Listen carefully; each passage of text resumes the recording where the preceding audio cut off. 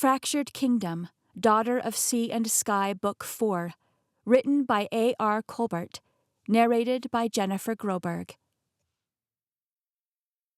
Part 2, Lies in Olympus. Chapter 13. The assistant football coach also happened to be my biology teacher in my senior year of high school. That meant we watched a lot more videos and nature documentaries than was probably good for us, especially during the playoffs. One video in particular sprang to mind as I prepared for my trip to Olympus. The video was about a very rare leucistic snake. It was white as snow and albino in appearance, but its eyes were black instead of pink. I remembered being grossly fascinated by this writhing creature, both horrified and hypnotized by its calculated movements and restrained power. Russell gave me a similar feeling.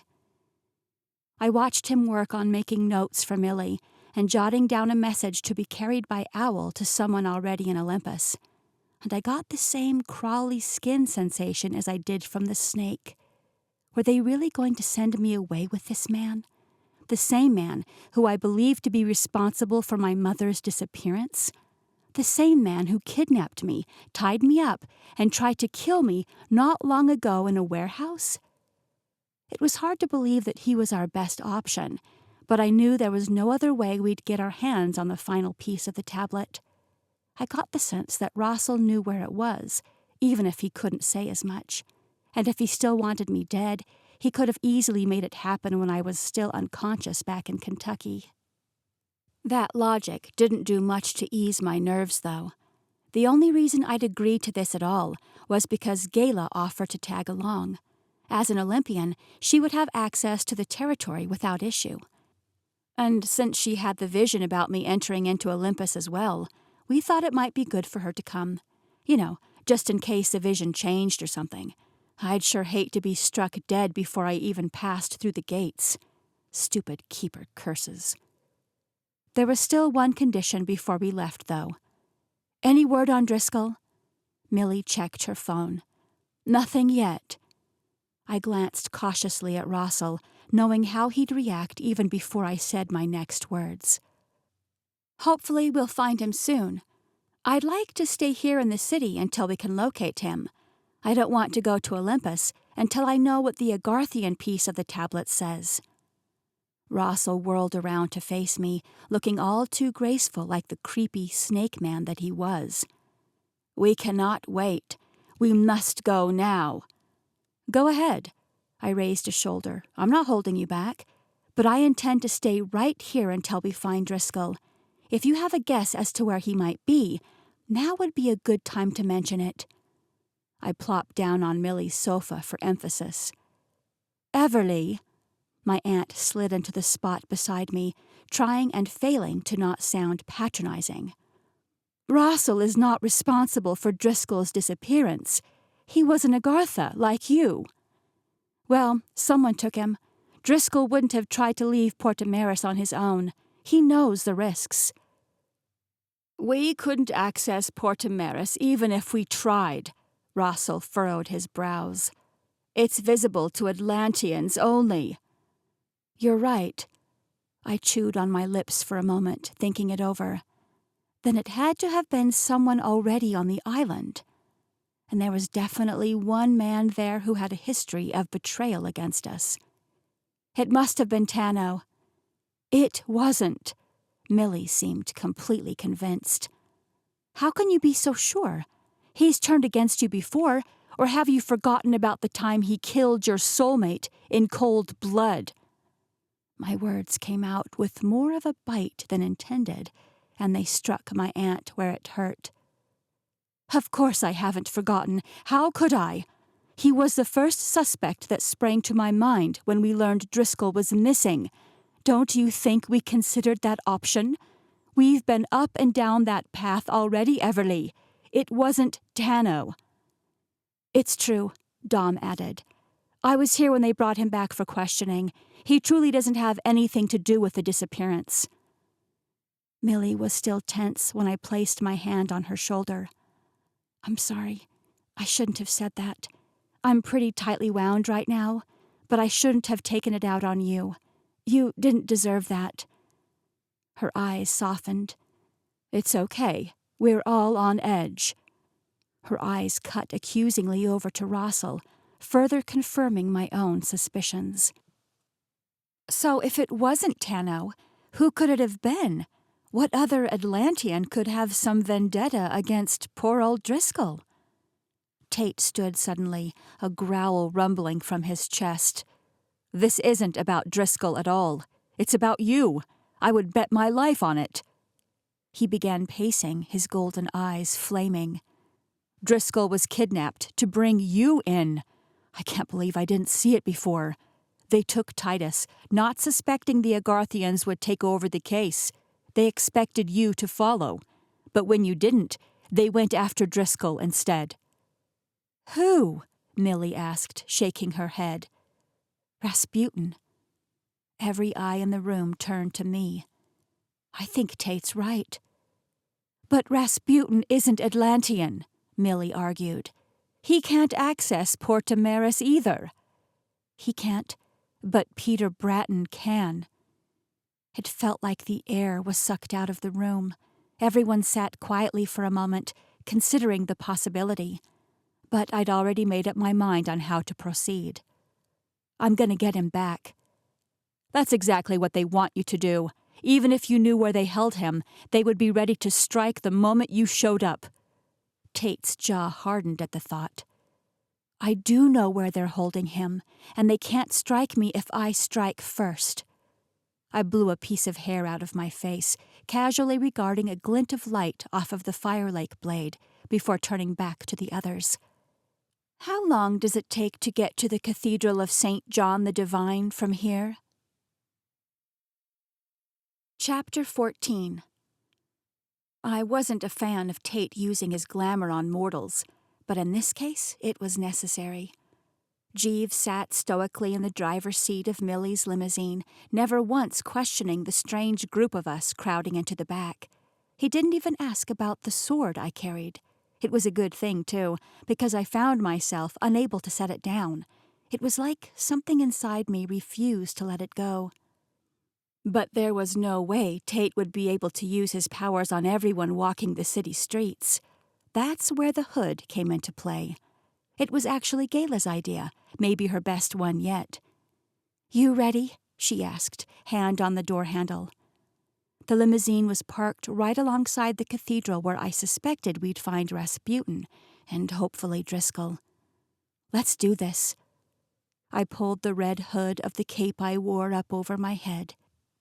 Gayla stepped out of the vehicle first, lifting her phone camera at arm's length in front of her face and barking out orders like the director of a movie set. I snickered at Tate. "You're next." He groaned and pulled a fuzzy werewolf mask over his face. The effect was even more believable with those glowing golden irises peeking through the eye holes. "That's a good boy," I said as he climbed out. Perhaps this wasn't the best time for cutting up, but if I didn't laugh, I feared I might crumble from the weight of the task laid before me. "Are you sure you don't want any of us to come with you?" Millie's brows were pinched with concern from the opposite side of the limo. "I'm positive. Rasputin won't hurt me. He's made that very clear. I'm invincible, with this anyway," I added, lifting my sword into the air. There was also the thought that I suspected Rasputin could be my father, but Millie got upset the last time I'd mentioned the idea, so I held my tongue. "Okay, but please let us know if you find yourself in any trouble. If you're not back in 15 minutes, we're going in after you." There was no use arguing with her about that. We Gordon women knew how to stand our ground on matters we found important. "Understood." "I said action!" Gayla shouted from outside the vehicle. "Gotta go." I turned and hopped out of the vehicle, immediately raising my sword in the air toward Tate. He released a very unconvincing growl and made half-hearted claws with his hands in the air. "You killed my grandmother, you mangy mutt! Prepare to die!" My acting skills weren't much better than his, but they served our purpose. Passers-by on the street barely glanced in our direction. That was the beauty of New York City. Cosplay and fake sword fights on a cathedral lawn didn't stand out to them any more than a hot dog stand. Gayla's idea to fake an indie movie scene was brilliant. I was able to wield my sword in broad daylight without drawing any unwanted attention. Tate and I carried the scene all the way over to the door that led down to Rasputin's office below the cathedral. And once we had enough distance between us and the street, we stopped the acting. "Bravo!" A familiar voice rang out in my mind, drawing my gaze up into the tree branch hanging over the small path we stopped upon. "Al?" "In the feathers." He hopped down the branch a little closer to me. "Where have you been? I couldn't find you after the convention. Did you go to Agartha and get the Fire Lake blade?" "I did. There's a lot to catch you up on, but it'll have to wait." I cast my eyes back to the door.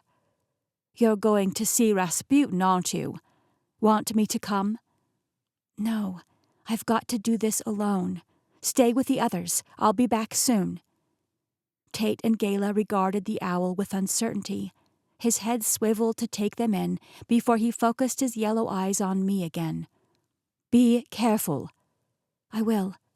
I faced my friends next. "Promise you won't follow me in there. He's dangerous, and you guys don't have the same protection I do." I notched my chin toward the sword in my hand. "Cross my heart," Gayla said. Tate wasn't as quick to respond. After a brief moment of hesitation, he pulled off his mask and stepped forward, cupping my cheeks in his palms and sending a wave of fire through my body from head to toes. Bringing his face just inches from mine, he whispered, "I love you, Everly Gordon. Come back to me alive, okay?" He kissed me before I could answer. The rest of the world melted away in the short time our lips touched. Then all too quickly, he was gone. The flame he'd placed in my heart was still a raging inferno, though. Our love through this bond was a powerful thing, and greater strength coursed through my veins as I pulled open the door. With one final glance to my friends, I turned to face the darkness lurking beneath the cathedral. The hall I entered was quiet. I focused on the mosaic of light from the stained glass along the walls, trying to keep my nerves at ease, but it wasn't necessary. Every step I took was more sure than the last. My heart drummed a steady beat that only grew louder and more confident the closer I got to the basement door. And as I twisted that knob and descended the stairs, it had all but turned into a war song. Athena was awake, and she was out for blood. I marched through the dimly lit halls of the basement toward Rasputin's office and paused outside the door. The blade burned hot in my hand, ready to strike. His door was cracked, so I lifted my foot, ready to kick it in, but it swung open instead. A tall, hooded figure in a long, faded black robe greeted me. His smile pulled his long, unkempt beard, and he gestured for me to enter. "Come on in, Everly. We've been waiting for you." Chapter 15. My first urge was to slice through Rasputin's neck with my blade, but a decapitation would be bloody and brutal, and it wouldn't serve my purpose. I needed to find Driscoll. Rasputin was a means to an end. I inhaled deeply, hoping the cool, damp air of the basement might soothe my inner Athena's bloodlust, then dropped my chin in a bitter greeting to Rasputin.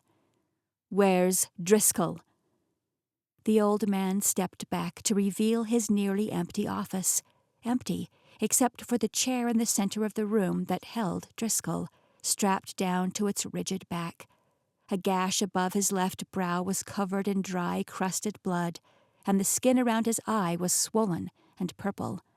He was filthy and fatigued, and though he couldn't speak around the gag shoved into his mouth, his raging glare said enough. "Untie him. He's coming with me." Rasputin laughed. The sound garbled like he had a throat full of dusty gravel. "Oh, Everly, you know it's not that easy." I'd expected him to refuse, but at least I gave him the chance to make a better decision. Now I didn't have to feel bad about plunging my blade into his old body. I lunged, but he was gone before I reached him. His voice came from behind me next, the humor gone from his tone. "It would be impolite to murder your host before we have a chance to speak." I spun around, pushing the heat in my chest through my arm and into the sword, flinging my power through the blade at the old man. But again, he disappeared. A large chunk of rock came loose from the wall where the blast from my sword landed, sending up a cloud of dust as it slammed into the floor below. My inner warrior was roaring now, ready to destroy, and I could. I could wreak havoc in this small basement office. I could bring the whole cathedral down if I wanted to. I felt the power bubbling up inside me. But I needed Driscoll, and I wouldn't risk losing any other innocent lives that may be in the building as well. Sensing my hesitation, Rasputin continued. "You are here to see if this man can interpret another piece of the prophecy, yes?" "I'm here to rescue an innocent man from a monster." Harsh words from such a lovely mouth. Rasputin exaggerated a grimace. "Especially considering this monster may be able to help. Would you like me to interpret the tablet for you?" "I want you to let Driscoll go." I refused to confirm or deny that I was in possession of the tablet. The less Rasputin knew, the better, though I suspected I wasn't fooling him at all. He walked casually over to the chair where Driscoll was seated and placed his hand on his captive's shoulder. Driscoll winced and tried to pull away, but he was bound too tightly to move an inch. "We've discussed this before, but I'm not sure you understand. I want to help you. I have been training up an entire army of humans, keepers, and everything in between. We have dedicated our lives to the very thing you were created for." "Is that how you think of me? As your creation?" The barest flick of his brow betrayed Rasputin's confusion. "You didn't think I'd figure it out, but I did. You impregnated my mother, thinking that we could join together and destroy the Keepers once my powers came into effect. My mother knew. She tried to keep my powers hidden, probably out of fear that you would find me and use me as a weapon against the world. Well, unfortunately, you didn't consider the fact that abandoning me as an infant would destroy any hint of loyalty I might have had to you. I may be the deliverer, but I'll only deliver to you what you deserve." The fire burned so hot in my chest that I could see my actual glow. A soft white light emanated from my arms, leaving no doubt that my words were true. I was the deliverer, and I was prepared to kill my father. Rasputin's expression remained solid. For about 10 seconds, there wasn't a sound to be heard, but I didn't fear his reaction. I didn't fear anything. I also didn't expect him to smile. Rasputin's eyes crinkled in the corners as he threw his head back and laughed. A full belly laugh, so hard I thought he might choke on his own spit. "I'm not your father," he said at last, once he'd regained his composure. "Though it is precious that you see me as a father figure." "You act like you know so much about me. If you're not my father, then who is?" "Wouldn't we all like to know?" A slow grin pulled his mustache wide. A strange combination of relief and despair rushed through me at the news that Rasputin wasn't my dad. I was glad to not be the daughter of a villain, of course, but I had no other likely guesses. This power I possessed was unlike any other. And if we weren't related, then why was Rasputin so careful not to hurt me? He'd lashed out at everyone around me, but he had yet to lay a finger on me. As though he could read the frenzied thoughts racing through my mind, Rasputin took a small step forward. His voice was gentle when he spoke again. "Everly, I want to work with you. I see you for who you are, and we have the same goals. The Keepers have grown far beyond their purpose. Their thirst for power will destroy us all if you don't stop them.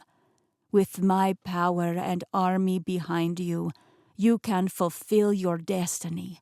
It's meant to be. Hand me the tablet, and I will prove it to you. I will show you what it says." "No."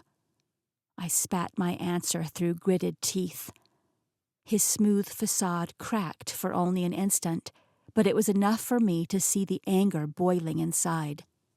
I suspected it took a great amount of self-control for Rasputin to stop himself from attacking me and taking the tablet by force. It was certainly more self-control than I had. The hilt of my blade grew hot in my hand, begging me to use it. And who was I to deny an ancient call to action? Power surged through my limbs, and I thrust my weapon toward the old man. I felt the blade make contact with his shoulder, but then he was gone. I whirled around, ready to strike again, but the room was empty aside from Driscoll and me. "We weren't finished yet," I called out, not sure if Rasputin was invisible or somewhere else completely. I turned in a slow circle, readying myself for the instant he reappeared. My chest was burning, white-hot flames itching to be released. Rasputin had lived for too long. It was clear he wasn't going to provide me any additional information. His usefulness had run dry. He must have known it too, because he didn't return. After a solid minute of panting and searching the space for any signs of him, I was brought back into my right mind by the sound of Driscoll grunting through his gag. With a final look outside the office, up and down the hall, I accepted that Rasputin had gotten away. Thankfully, he'd left Driscoll here for me. I made quick work of removing the gag and untying the ropes that bound him to the chair. He was shaky on his feet, but he could walk. "Are you okay?" I asked, scanning him for any additional injuries. "I am now." He coughed into the crook of his arm. "But I would like to get out of here." "Right." I wrapped my arm around his back and guided him back to the exit. "Let's get you back to Millie." Chapter 16. Tate and Gayla swooped in to help me carry Driscoll's weak body back to the limo the moment I emerged from the cathedral. "Are you hurt?" Tate asked. "No, but Driscoll has seen better days." We pulled him into the back seat of the limousine, and Millie wasted no time checking him over. I felt Dom's scrutinizing gaze as Jeeves veered the vehicle back onto the street. She frowned when I met her eyes, finally voicing the scene she was playing out in my mind. "Rasputin got away." I nodded. It was easier than recapping everything, so I opened my mind wide to her. There was pity in her eyes when she finished taking it all in, and I looked away. As tough as I may have appeared, Rasputin's confession about not being my father cut deeper than I expected it to. I just wanted to know where I came from. An hour later, we all gathered back in Millie's study, including Devon, who had zapped back in with Sean by his side as soon as they heard Driscoll was found. Al had followed us back to her place as well, flapping through the air above the New York City streets as we drove. I opened the window to allow him entry to our meeting. There was no use hiding his existence anymore. Everyone had either seen him fighting the Manticorians after the convention or heard about it by now. The only one who raised a brow at the appearance of my little owl friend was Russell, and he wasn't going to get an explanation. After a hot shower and sandwich sent upstairs from Pierre, Driscoll filled us in on what happened the day he was taken. I was right about his kidnapper. It was Peter Bratton. Peter had entered Port Amaris with a very true confession that he had been removed from his position in the Atlantean Guard. He forgot to mention, however, that he was working for the Manticorians now. Driscoll had tried to fight back when Peter sneaked into his room during the night, but he wasn't as strong. Peter was a brute of a man, and it was his great hairy fist that did the damage to Driscoll's eye. He knocked him out, and Driscoll found himself in Rasputin's basement office when he awoke. He'd been there for 2 days before I arrived. Sean's face reddened at Driscoll's recount of the story, but I suspected it was more out of anger than embarrassment. He'd never had a great relationship with his father, but any traces of love that remained had been completely obliterated after Peter's stunts in Atlantis and at the convention where he killed Tate's father. He turned toward the old man.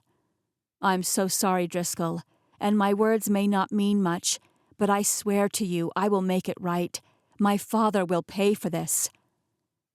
"I appreciate your concern for me," Driscoll scratched his nose. "But everything turned out fine, and we don't need to speak of it anymore. Besides, I know the real reason you all were so eager to rescue me. Go ahead, bring out the tablet. I want to know what it says just as badly as you do." Millie gave a small nod, so I moved for the cabinet where we'd stored the latest piece of the tablet. It had been calling to me since we got back to Millie's place, like it knew we were ready for its message, and it was ready to reunite with the other pieces. As I retrieved the newest piece, Millie disappeared into her bedroom, where the other half of the tablet was stored. I knew that joining the pieces together would create another rush of power, and I hadn't been ready for it yet. I wanted to know what it said first, but after Driscoll interpreted it for us, there would be no use keeping them apart any longer, especially if I was to go with Rossel to Olympus after this. There was a collective silence in the room as everyone watched the small piece of stone pulse in my hand. I felt its power as strongly as I felt the sword's energy in my other hand. It was an extension of me, of my power. The prophecy was ready to come alive. I held it out for Driscoll, unwilling to let it go. He didn't dare touch it, which was wise. It would have surely been too much for him. The old man squinted as he leaned in to take a closer look, and the rest of us in the room held our breath. Driscoll's eyes moved rapidly back and forth over the ancient symbols, the wheels turning in his head, and finally the corner of his mouth quirked. "What does it say?" He scratched his nose again. "Well, it says you're going to kill the keepers." "What?" My heart raced. That had been the rumor, of course. But standing in a room full of family and friends, I didn't want to believe it. I was okay with destroying their system or eliminating their power. Destroying the concept of the keepers was perfectly fine, but killing them? Nope. "What does it say exactly?" "It's only a corner piece, so we're working with fragments of thoughts here. I can't be sure until we have the rest of the tablet." "Hand me the other half," I said, setting down the sword and holding an empty hand out to Millie. She stood near the door, wearing heavy-duty rubber gloves that extended all the way to her elbows. The top half of the tablet pulsed wildly in her hands, looking like it could explode with energy at any moment. The instant it touched my hand, I had no choice but to push the pieces together. They demanded to be reunited. A blinding light filled the room, and my chest felt like it was cracked open and welded shut again with the burning flame of power. If this was only 3/4 of the tablet, I worried that once it was complete, the full power of the prophecy may kill me. But after several long seconds, the light faded, and I was still alive, if not a little unsteady on my feet. "Whoa, Ev!" Al's voice in my mind was the only thing I heard. "You don't look human at all anymore." He was right. I looked down, surprised that I was able to see my own aura. Not only was I glowing, but my skin had taken on a pearlescent quality, and if it was strong enough for me to see, I wondered how different it must look to everyone else in the room. Their open mouths and wide eyes told me it was quite a sight. I shook them off, refocusing on Driscoll. "Will you read it?" He cleared his throat and began. "The daughter of sea and sky, together with the one who ignites her heart in her centennial incarnation, shall form a white braid of the bowers that bind. The deliverer alone can wield." He paused, looking up at me below heavy brows. "This is where the new piece starts." "Got it." I was on the edge of my seat. "Please continue." "The sword, and fire too, hunger for, keepers shall perish. The deliverer will unite as one, before and shall be." A quick glance around the room revealed that everyone else was just as confused about it all as I was. Everyone except Russell. His features were pinched as he fought an internal battle he couldn't win. At last he met my eyes. "May we leave now?" "Shouldn't we try to figure out what this means first?" He clenched his jaw.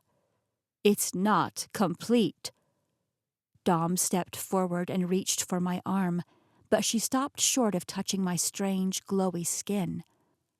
"I think what he wants to say is that he can help you get the full story. The final missing piece is in Olympus, and I'm thinking Russell can bring you right to it." We turned back to the man, trying to read his dark, calculating gaze. He revealed nothing. And though the logical part of my brain begged me to keep my distance from him, I couldn't deny the steady beating of my heart, drumming out a rhythm that urged me into motion. The glow across my skin brightened as I mentally relented to my inner warrior's command. I had no other choice. My fate was sealed by the prophecy, and I would have to find the last remaining piece. It was what I was created for. "Is she right? Will you take me to the missing piece?" I reached for my sword, already knowing the answer and preparing for the trip to Olympus. He said nothing again. The curse would strike him if he tried to speak of it, but I knew. I knew this was the final leg of my journey, an adventure I could have never imagined for myself. It was my destiny to change the world. Chapter 17. The plan was for Devon to teleport us to the nearest Olympian portal, but I wasn't ready to jump up and leave immediately. First, we needed to develop a plan for those who would stay behind. I can't help but feel like this is the beginning of the end. I leaned into Tate's side, and he wrapped his strong arm around my shoulders, pulling me in even closer. His presence steadied me. It helped me think more clearly. I didn't know what to expect in Olympus, and Russell couldn't give me any clues, but there was definitely a sense that everything was coming to a head. It's got to be about Rasputin and the Manticorians, right? Surely the prophecy doesn't mean that all of the keepers shall perish at my hands. I sat up again and looked around the room at all the faces of those who had supported me through the weirdest time of my life. And Russell. He was there too, though he definitely didn't land in the support group. Dom shifted uncomfortably on her feet. "We can only hope that's the case. There are definitely some bad eggs in all the keeper territories, but we're not all power-hungry like Rasputin." I watched Russell as Dom spoke, and the twitch of his mouth didn't escape me. There was more he wanted to say, but he probably couldn't, not without being struck dead by the curse he was under. My heartbeat morphed into a steady war song as the conversation continued. With the full tablet, my sword, and my soulmate, I knew I would be unstoppable. I desperately wanted Tate to accompany me to Olympus, but it was impossible. He wasn't of Olympian descent, and there was no way King Barius would authorize another keeper leader's entry into his territory. Besides, Tate had issues to sort out with his own territory. The Agarthians were divided among themselves, half wanting Tate to continue to lead them, and half under the illusion that Osborne would be better in the interim. Idiots. Osborne wasn't good for anything. But more than all of that was the impending sense of doom I felt in my bones. A war loomed over us, greater than any the world had ever known, and I had somehow become the face of it. I only hoped we could keep it at bay until after I'd acquired the last piece of the tablet. Then I would unleash what Rasputin had coming to him. "Let them know," I whispered to Tate. "If it's true that I'm going to destroy those who have let the power go to their heads, then we need the ones worth saving to keep their distance from me. I want to deliver the good keepers to safety, and I don't know that I'll have enough control over my power when it all goes down." "What about us?" he asked. "You can't expect us to stay away." The others in the room murmured their agreement and leaned in close, awaiting my response. I swallowed. "It's probably best if you all keep your distance from me, too. I don't know what I'm capable of, and I won't know it until it's too late." Al fluttered over to the couch. "I can't do that. I've sworn an oath to you. I will be by your side no matter what, and if it kills me, it would be a great mercy. I've lived for thousands of years. I'm ready to go.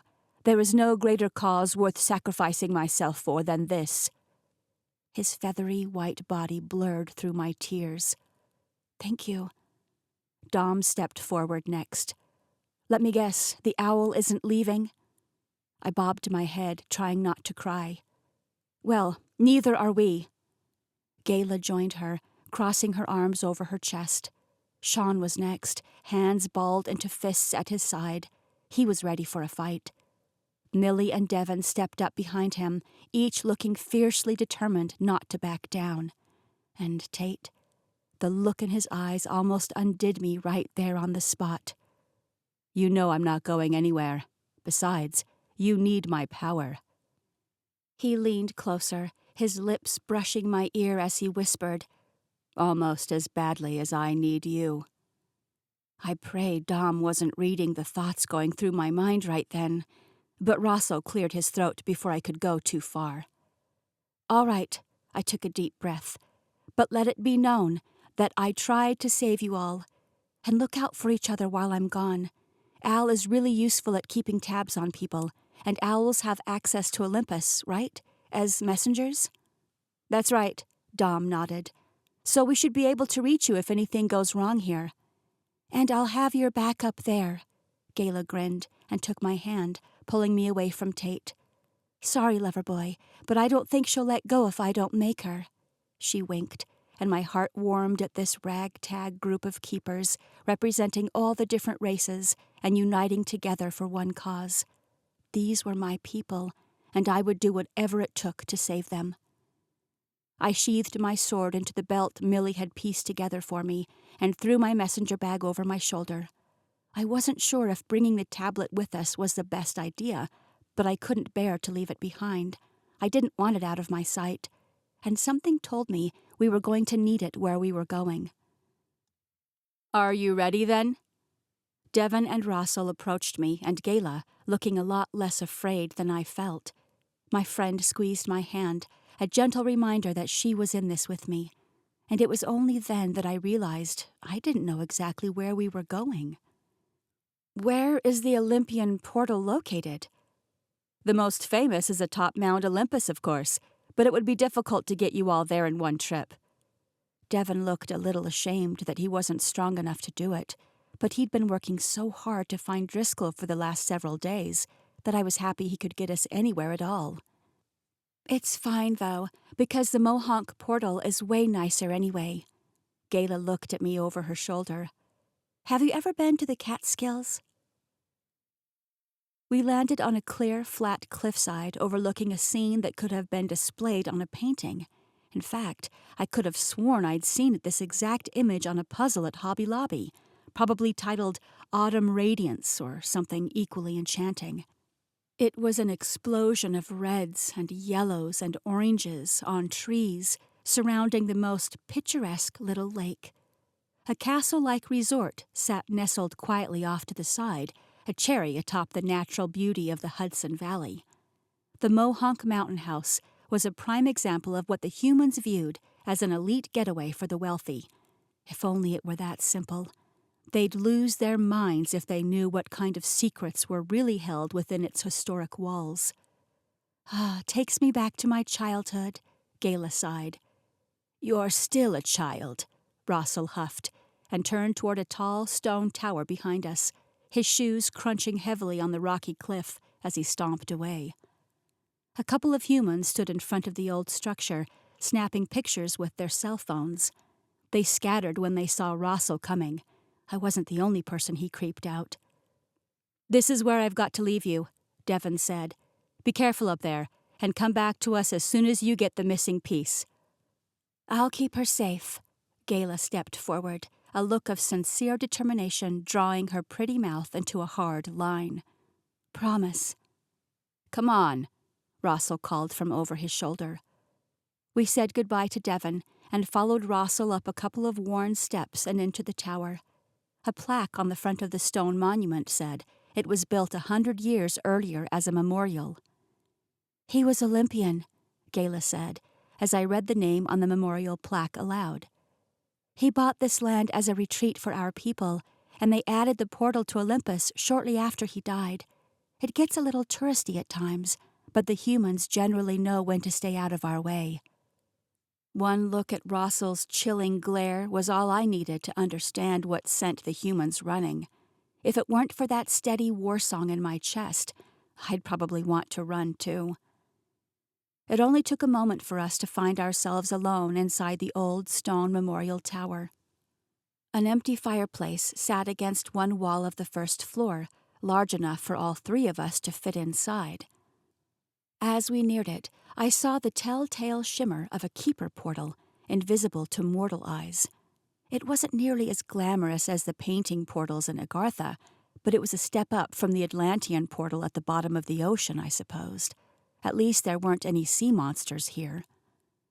Rossel closed his eyes and inhaled deeply, and I couldn't help but wonder what he was so afraid of on the other side. Wasn't he the king's right-hand man? His nerves ignited my nerves, and Gayla's steady presence was the only thing preventing me from running after the humans. I could do this. I had to do it. Get your sword ready, Rossel said. Then he yanked me through the wall. Chapter 18. Olympus was really white, like shockingly white.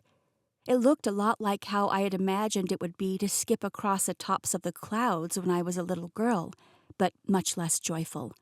No, Olympus didn't bring me any joy at all. All I got from this ethereal land was a hefty weight of foreboding. The portal spat us out onto a platform at the top of a white marble staircase. Clouds and a thick purple haze in the sunlight made it difficult to see what lay below, but I had a good guess Mount Olympus was somewhere down there, back on the mortal earth miles beneath us. Though it was evening down there, the sun shone brightly on us above the clouds. The platform was at one end of a ridge of rough, pale mountains. A towering white stone acropolis reigned high at the opposite end of the ridge, and a pale golden path led from our platform to its enormous white columns. Its commanding presence told me it was probably the Olympian Palace, where King Barius dwelled. The ridge curved around where I assumed to be a city in a valley at the base of the peaks, but it was obscured by a thick mist, a glowing shroud of mystery. Rossel looked left and right, his movements jerky and disjointed. There was a panic in his otherwise empty black eyes. Remembering his words from before, I wrapped my hand around the hilt of my sword. We didn't see a single soul as we carefully made our way down the golden path toward the palace. After several minutes, I relaxed my grip on my weapon, content to take in the sights of Olympus, or what little I could see of it anyway. The cloudy mist covering the city in the valley emanated a pale lavender glow, the auras of its people. It was the only way I knew there was life here at all. "Is this how you saw it play out in your vision?" I asked Gayla. I was grateful to still be standing, though I didn't quite understand how I'd been able to enter the territory without being stricken by the curse. Dom's theory about my white aura must have been true. In some way, my power must be like a braid of all three keeper races, allowing me to access here. Gayla nodded cheerfully. Yep, You walked right in like one of us. I told you there was nothing to worry about." She had just barely gotten the words out before a large stone flew up through the mist and landed squarely in the center of Rossel's forehead. I ducked just in time to dodge another one. Gayla cursed loudly and yanked me to the ground, where Rossel's body was now sprawled on the golden pavement. His white hair was spread like a fan above his head, and he groaned, reaching for his forehead. A thin trail of blood dripped down from the spot where the rock had made impact. "Get up!" Gayla shook him violently, but it did no good. Rossel had been hit hard, and he wasn't going to be able to get up again any time soon. It was a wonder he was still awake. He had to have been concussed at the very least. "We've got to run," my friend said, turning frantically back to me. "The King's guards may be using stones now, but they won't be as nice when they discover you here without the King's approval." It made sense, and the mortal girl from Oklahoma would have done just that, run to save my life. But I wasn't just a mortal anymore, and I certainly didn't plan on running. Credit to Gayla, I saw the instant she realized I wasn't backing down. Her resolve hardened, and the flame of power in my chest burned hotter when I saw that she would remain by my side. I wasn't alone in this, and I wasn't fighting just for myself. I was fighting for Gayla, who had never been given the opportunity to choose how she lived her life.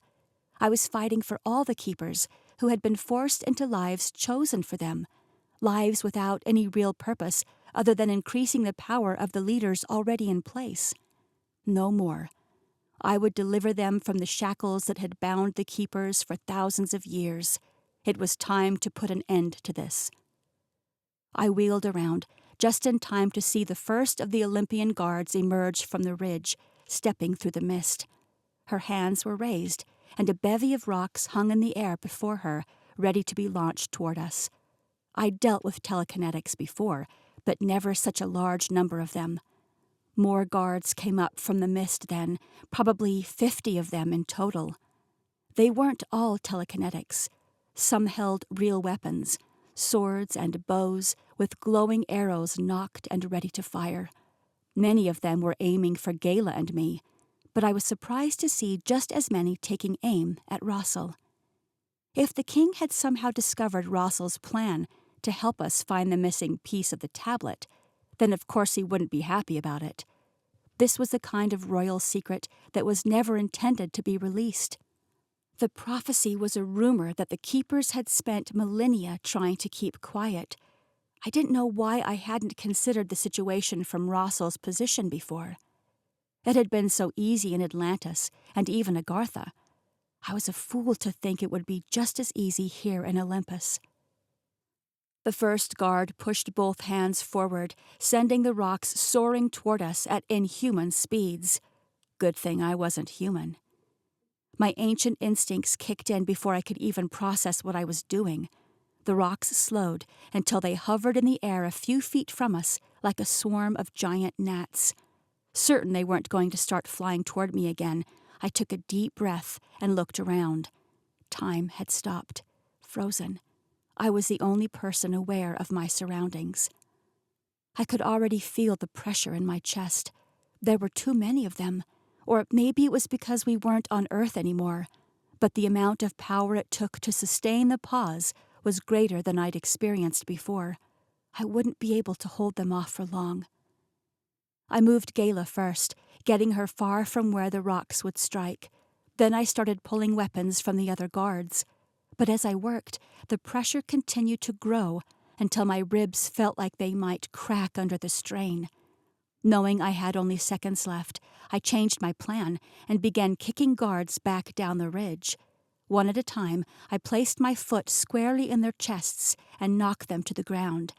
I'd almost finished when the last string of power snapped and time shifted back into motion. There were startled gasps and yells as the guards all tried to reorient themselves. Several were a ways down the mountain, bruised from their falls. The others were just confused. I could feel the power building up inside me again, my skin growing hot. Stepping forward, I raised my sword and called out to the guards.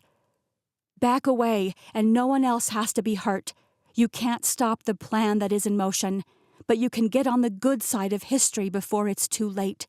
Lower your weapons and halt your power. It's time for deliverance." An obnoxious, slow clap thundered out from down the ridge. "Bravo, little girl." The guards parted, clearing a narrow path through which the King of Olympus stepped forward. He was large and unattractive for a keeper, with thinning white hair that he wore long to distract from his receding hairline. He was overweight, but not soft, a man who had once been a trained warrior but had long since passed his athletic prime. I didn't remember how many hundreds of years he'd been leading the Olympians, but it was certainly long enough for him to grow comfortable on his throne and let his appearance fall by the wayside. His entrance had distracted me, and I didn't notice the heat in my chest fizzling out until it was too late. King Barius was known for having a very rare power. He had the ability to drain other keepers of their individual powers, even as it appeared, the powers of the deliverer. I tried to gather up whatever wisps of might remained and flung them into the fire lake blade, but nothing happened. It had become an ordinary sword, like a piece of metal like any other, and I was as weak as a mortal. "Seize them all," the king bellowed. Chapter 19. My powers were gone, but Barius couldn't touch my will to survive. I swung my blade, my arm reverberating from the impact it made with one of the Olympian Guard shields. It was heavy and awkward in my hand, reminding me how much of my might came from my immortal soul rather than raw skill. But that didn't stop me from fighting. "Barius, wait!" Russell cried out from behind me. I couldn't turn and look at him, because any lapse in my attention would provide the guards an opportunity to capture me, but it didn't sound like Russell was putting up much of an effort. A flash of platinum blonde hair and a fierce yell told me Gala wasn't backing down at least. But she was unarmed and just as powerless as me. We weren't going to make it very far against this army of Olympian guards. "Don't you know who this is?" Russell shouted again, desperately trying to get the king's attention. "I've brought you the deliverer." "Of course I know who she is. Do you think me a fool? What I don't understand is how you thought you could sneak her into our territory without being caught." The guard I fought against pushed me back with his shield, using my loss of balance as an opportunity to strike. The impact should have sent my own sword flying from my grasp, but thankfully the blade refused to leave me. Even as my grip loosened, the weapon remained steady in my hand. "Whoever wields the blade is invincible." Tate's words rang out in my memory, bringing me a small sense of comfort as another guard jumped into the fray and the two expertly secured my arms behind my back. They might be able to capture me, but they couldn't take me down. "Drop your weapon," one of them snarled. "Make me!" The second Olympian tried, foolish man. He reached for the blade, and though my power no longer surged through the steel, the blade's power remained intact. His scream was pure agony over the sizzle and pop of burning flesh. King Barius raised his hands. "Stop!" He eyed me closer then, stepping forward eagerly as he finally realized what I held. "You have the Fire Lake blade." It wasn't a question, so I didn't give him confirmation. The blisters on the palm of his guard were answer enough. He reached out a hand as though he wanted to take hold of the weapon, but Barius knew better. "You see, Your Highness, my men could not eliminate her with the blade. We had to find another way to lure her here to you." The quiver in Russell's voice wasn't lost on me. The normally harsh and cruel man was afraid of the king. "I see." Barius stared at me a long moment before turning to Russell. "It brings me great relief to know that you did not betray me as suspected." My stomach turned. I knew the idea of Russell joining our side was too good to be true, but it still stung. I was more angry with myself for trusting him than I was mad at him, though. He was just doing what wicked Olympian snakes do. I should have known better. "Release the seer." Barius waved a hand in Rossel's direction, then focused on Gala. "Not this one, though. I suspect her intentions were less than honorable." Gala's lip turned up at the king, and I felt a surge of pride at seeing the fight in her. Unfortunately, it wouldn't be enough. "Lock her in a holding cell until her father arrives. He'll deal her a punishment far worse than I could. And as for our deliverer," he cocked his head to the side as he took me in again, "bring her down to block 33. "But that's where—" The king's hand shot up, silencing the guard who had dared to object. "Do as I say. No questions." The guard's grip on my arms tightened as Rossel was released by the woman who had bound him during the fray. I instinctively fought back, jerking my body hard away from the man's grip. But another came, then another. A rope was spinning around me, moving effortlessly through the air by Olympian magic rather than manpower. I stomped on the toes of the man who held me, eliciting a yell, but his grip stayed firm until my arms were securely bound behind me. Thankfully, they didn't think to remove my bag before strapping my arms down. The tablet was tucked safely by my side, hidden away in my bag under the ropes. "What about the blade?" A female guard gestured toward my sword. "Leave it," Rossel said. "The 33rd block is the safest place for it. No other man can take the blade lest he die." The king grunted his approval, but he clearly wasn't happy about it.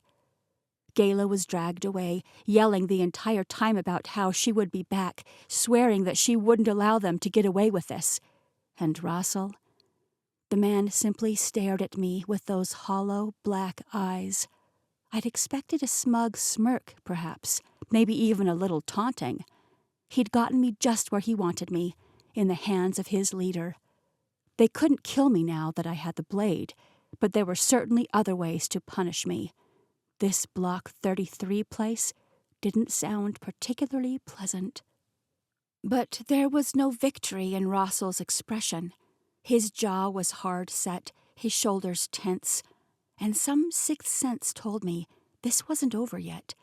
Logic screamed that I had been betrayed by the man, but something about the look on his face kept a flicker of hope alive inside me. It was the last thing I saw before a thick canvas sack was yanked over my head. Then my feet were lifted off the ground, suspended in the air by an invisible force, as the Olympians carried me wordlessly across the ridge. There was no use fighting against the Olympians' unseen powers. I'd be better off reserving what little energy I had left for when I met solid ground again. Barius couldn't remain by my side forever, and when he left, I knew my powers would return. Then I would be nobody's prisoner. It was a long time before we reached the Olympian Palace. I'd been transported through the air, across the ridge for probably half an hour or so before the party stopped. Orders were whispered just out of earshot, then a door was opened. The guards' heavy footfalls sounded like they were now on tile, rather than the rocky golden pathway across the ridge. We were inside. Barius barked more orders, nothing useful, and most of our party was dispersed, leaving only the king, what I guessed to be 2 or 3 guards, and me. I didn't hear Rossel leave, but I couldn't tell if he was still with us or not. The man was stealthy, even when he wasn't trying to be. The guards marched through the halls of the palace, and it felt like we'd gone around 3 corners when I heard the distinctive sound of stone scraping on stone. We paused until the sound stopped, then I was plunged down into cold, dank air. The feeling on my skin reminded me of an old basement, and through the cloth sack over my face, I watched the light fade to darkness. My heart thudded against my ribs, amplifying the hollow feeling beneath my sternum where my power should have been burning hot. Even the hilt of my sword felt lifeless and cold in my hand. There was a creaking of metal, and no time to brace myself before my body hit a hard stone floor. I bit down on the yelp that tried to escape, refusing to appear weak in front of the king. And the moment I realized I was free from the guards' invisible tether, I struggled back to my feet, the movement difficult with my arms still bound by the rope. I bent over, shaking my head to rid it of the cloth sack that jerked my face upward, inhaling a deep lungful of the misty air. As I did, the lock on a door clicked shut. Rossel stood with 2 guards and King Barius on the opposite side of steel bars that kept me enclosed in a small empty prison cell. 3 of the men looked at me, watching to see what happened, but Rossel's attention was fixed elsewhere. He stared thoughtfully into the cell beside me. A thick stone wall prevented me from seeing who or what lay behind those bars, but it was certainly important, judging by the concern etched across Rossel's face. Barius didn't address me when he finally spoke. "Keep her here until we can put together a plan." A greedy smile overtook the king. "I have some arrangements to make." Rossel turned toward me, dipping his chin in a movement so small I thought I could have imagined it. Then he followed the king and his guards down a long hall, leaving me with nothing but a cold floor and a racing mind. How was I going to get out of this? Chapter 20. As soon as their footsteps faded, I got to work. They'd had no choice but to leave me with my blade, and I had every intention of using it. I twisted the weapon in my hands, careful not to drop it. With my power dormant, the sword was nothing more than a piece of metal. Thankfully, it appeared to keep its own power. It didn't scald me like it had the others, but I couldn't put it to use until the after effects of being near Barius faded. I needed my powers to return. Even a basic sword was useful, though. Finally getting it into an upright position, I slid the blade up and down across the ropes that bound my arms. The movements were small and stilted, but I didn't stop until the rope was broken. The rope fell to the ground and I paused, the faintest sound catching my attention from the cell next door. It was the last cell in the hall, the only one we hadn't passed when the guards brought me down here. Until I knew what I may be dealing with in there, I didn't want to give the other prisoner any reason to think I was up to something. But the noise didn't come again. Once my breathing stabilized, I silently opened my bag to ensure the tablet was still safe inside. It was there, but even the stone seemed to have its life drained. There was no glow, no pulse, no inexplicable draw keeping it close to my side. That's when I realized Barius wasn't here anymore, but his power remained active. I stepped closer to the bars of my cell, running my hands up and down the cold metal, fingers prickling at the contact. The prison must have been infused with the king's ability to absorb my power. And with my power gone, the tablet and the Fire Lake blade were merely stone and steel. Which meant my power ignited them just as much as their power ignited me. It was a symbiotic relationship, and the only thing missing was the final piece of the tablet. With the prophecy restored, I suspected even Barius's power wouldn't be able to suppress me. The thought reignited my hope. I had nothing to fear. I was the deliverer. It was my destiny to save the world. Pressing my face to the space between the bars, I called out, emboldened by a feeling of invincibility. "Hello? Is anyone else in here?" "Everly?" There was some shuffling in the cell next door before a slender arm reached through the bars closest to my cell. I could barely see it in the darkness of the hall, but I knew who it was. "Everly, is that you?" My mother's hand grasped at nothing in the air. I watched it like it was a part of someone else's story playing out on TV. I felt the emotion. I saw her, flesh and bone, alive. I heard her voice calling for me, and still, it took me a second too long to believe that it was really her. She called my name a third time before I came to my senses and realized this wasn't a movie. This was real life, and my mother was alive. I'd found her at last. I rushed forward, shoving my own arm through the bars and grabbing her hand. We said nothing at first, just squeezing the other pieces of each other we could reach. A tear ran down my cheek, falling to the dusty floor below with a tiny splash.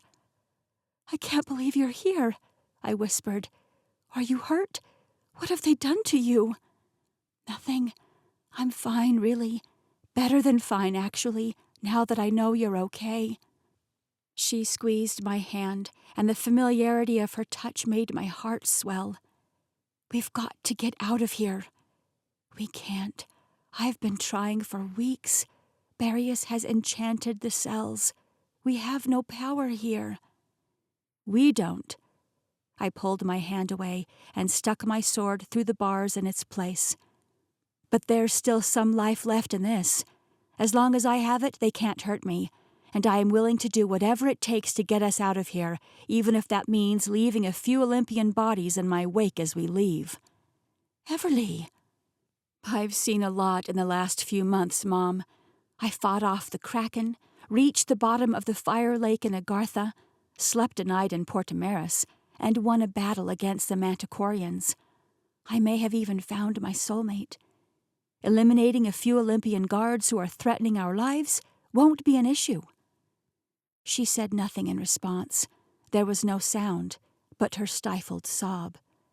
"It's okay, Mom. I know who I am, and I know what I have to do. I'm sorry you got wrapped up in this. I know you didn't choose this for yourself. You have nothing to do with the prophecy, but mark my words, I will not let you be collateral damage. I will deliver you from harm, just as I'll deliver the rest of our people." Her arm disappeared back through the bars, and I heard her body slide down the stone wall. "The prophecy? Goodness." Her breathing intensified. "I can't believe I never put it together." "Put what together? What do you mean?" "It makes sense," she said softly, still sorting through her thoughts. "I never understood how it was possible. But this..." She inhaled deeply and spat out her next words at rapid fire. "Everly, your father..." A coughing fit cut her short. My mother heaved, choking and physically ill by the words she could not speak. The curse. It was still active, and I had not yet heard the full story. "It's okay, Mom." I tried again to calm her. "You don't have to say any more. I'll figure it out soon. I'll get us out of here, and we'll get all the answers." My voice dropped to a whisper. "Then I'll save the world."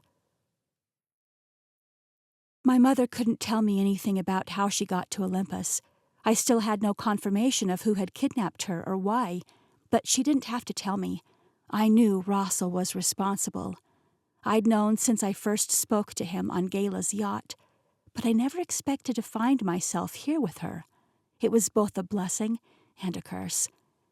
Since she couldn't say much, I caught her up on what I'd been doing and what I'd learned instead.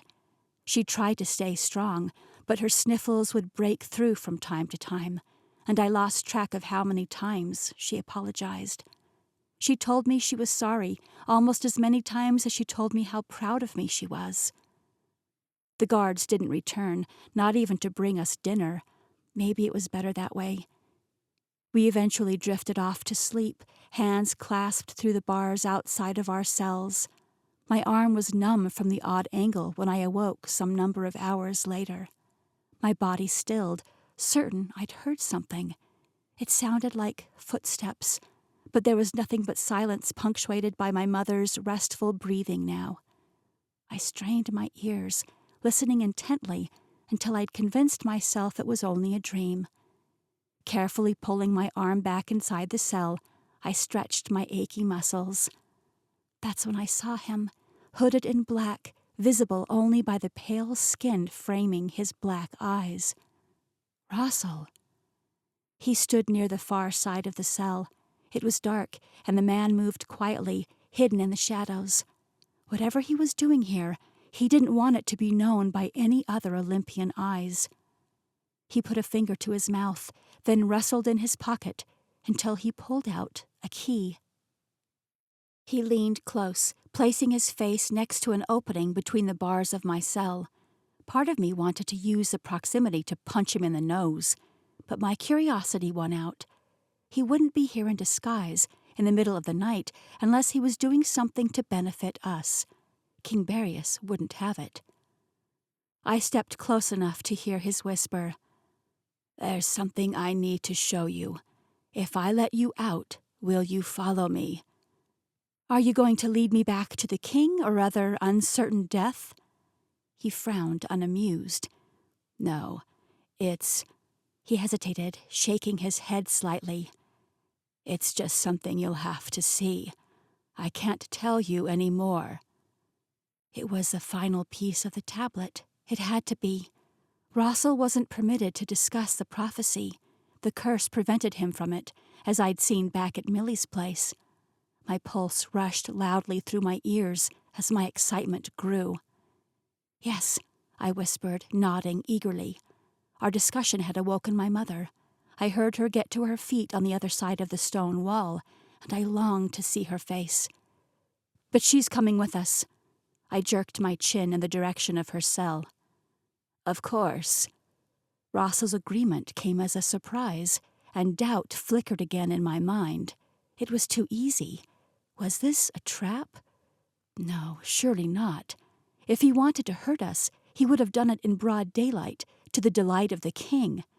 Besides, even if he tried, my blade would protect me, and I would protect my mother. Once we were out of this enchanted prison, Barius's power would no longer drain us of our own. My mother could teleport us away after I secured the tablet, and I had no doubt that I would be able to defeat anyone nefarious who crossed my path once the prophecy was fully intact. With just a simple click of the lock, I was free. My mother stepped out a moment later, and I threw my arms around her. She was a bit thinner than when I'd last seen her, but she otherwise seemed to be in good health. I breathed her in, enjoying the feel of her arms, the feeling of home. We weren't home, though. This place wasn't safe. Russell cleared his throat impatiently, reminding me of the urgency with which we needed to escape, and I reluctantly pulled away from my mother's embrace. "There's a secret exit this way." Russell turned with a swish of his black robe, and we had no choice but to follow him. Chapter 21. We passed a number of empty cells before we reached the exit for Block 33, the enchanted part of the royal prison where my mother and I had been held captive, a place unknown to the majority of Olympians. A spark reignited in my chest the moment we passed through the archway back into the musty halls of the palace basement. I inhaled, mentally fanning the flame of my precious powers. A staircase ahead probably led up to the main part of the palace, but Russell didn't take us to it. He stepped into a small alcove in the wall and pulled on a low, flickering lantern that hung there. The stone wall creaked and groaned loudly as it opened to a narrow space beyond, and Russell hurried us through, panic flashing in his dark eyes. "Move quickly," he urged us ahead, pushing gently against our backs. Once inside, the wall began creaking back into place. There was an instant where I feared Russell had locked my mother and me into a dark antechamber by ourselves, prisoners again. But just before the stone wall reached its original position, he leaped inside with us. "Hurry!" Russell quickened his pace, moving to the front of our group. Even as he ran, I noted how his feet didn't fully touch the ground. He was a strange creature, wise and infuriating, cruel and deliberate, mysterious in all the wrong ways, and hopefully the answer to all of my questions. My mother and I looked clumsy in comparison, chasing him as he glided through the dark halls. A thin, half-rotted wooden door spat us out of the building and onto the palace grounds. From the outside, it appeared to be nothing more than an abandoned old servants' entrance. but I felt the energy humming from the frame as we passed through. It was likely enchanted as well, permitting only those who the king approved to move over its threshold. And I wondered again if we were the ones being duped by Russell, or if he had truly turned against the king of Olympus. If the latter was true, he either expected to lose his life as a result of his next actions, or he knew everything was about to change. Russell led us to a worn, switchback path that winded down the steep side of the ridge behind the palace. At first, I thought he was leading us into the city, but we were on the wrong side of the ridge for that. As far as I could see, this was the edge of the territory, the end of Olympus. At the bottom of the ridge, there was nothing but the night sky. We didn't have to go far. After a short hike, the path jutted off to the right. Just ahead lay a large mouth to a cave, illuminated within by a soft white light. An 8-foot-tall black wrought iron gate stood firmly in front of the entrance, but I didn't know whether it was intended to keep something vicious inside the cave or to keep nosy explorers like us out. My power was back in full force now, the heat in my chest drumming along with my pulse. I searched for the draw I knew I'd feel once we came into close proximity to the last piece of the tablet, but it wasn't there. We'd have to go inside to find it. I moved for the gate, turning once I was within arm's reach to find that I was alone. My mother stood beside Russell, several paces back. The color had drained from her face, and both of them looked like they were going to be sick. I couldn't imagine what kind of horrible beast must have dwelled inside to have both of them looking so ill. "Are you guys coming? Or should I do this alone?" I pulled the blade from my belt, its weight a comfort in my hand. Leave it to the Olympians to hide the tablet behind some deadly mythical creature. Whatever monster hid inside this cave, it was no match for my full power, backed by the protection of the Fire Lake blade. I dared it to try to hurt me. Russell and my mother exchanged a disconcerting look. "I can do it. In fact, maybe it's safer if you guys wait out here. The tablet will call to me when I get close." I raised my weapon.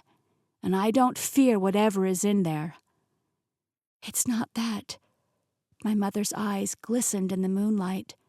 "Everly, you should know that—" Another coughing fit cut her off. Russell frowned in her direction before focusing his black eyes on me. "I'll open the gate for you. The tablet is not there, but—" He rubbed at his neck. "Just hurry. You have about an hour before this opportunity will be gone, and I'll be killed if we're caught." Russell stepped forward and took hold of the large lock on the gate.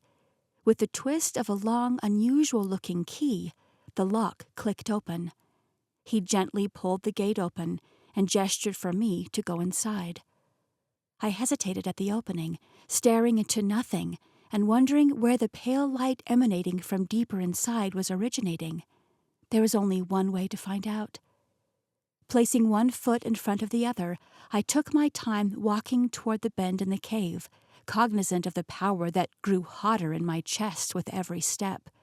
Something big was about to happen. I knew it. My inner warrior knew it. Even the sword in my hand seemed to ready itself.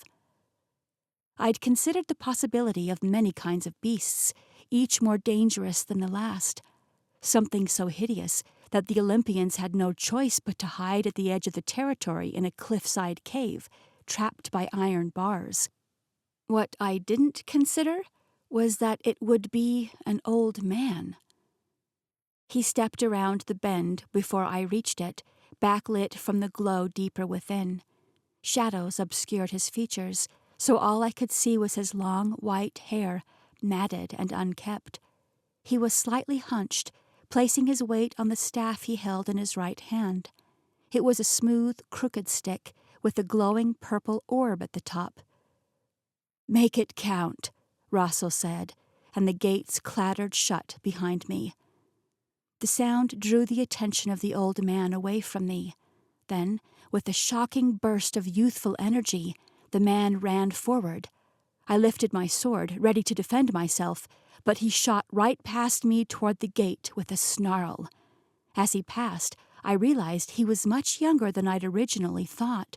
His hair was white, yes, but his jaw was hard, pale skin taut, deep brown eyes lit with a fire inside. "Matilda Gordon!" The man's baritone voice was deep and strong as he yelled for my mother. There was a familiarity there, but it wasn't a friendly one.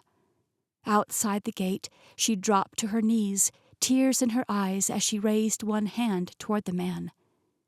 "Callan!" He roared, losing all control of his sanity, as he grabbed the bars of the gate in his hands and shook them violently. The metal clanged against his strength, and it felt like the whole cave rocked with his anger.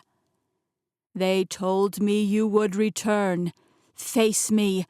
Enter, so I can rid the world of you once and for all." A sob escaped my mother's throat. Who was this man, and what kind of beef did he have with my sweet mom? She didn't answer him, turning her gaze back to me instead. The man followed it, facing me with a fury in his eyes that made my chest burn. I adjusted my grip on the sword and straightened my shoulders. "Who are you?" The man, Callan, pointed his staff at me, the purple globe on top glowing even brighter now.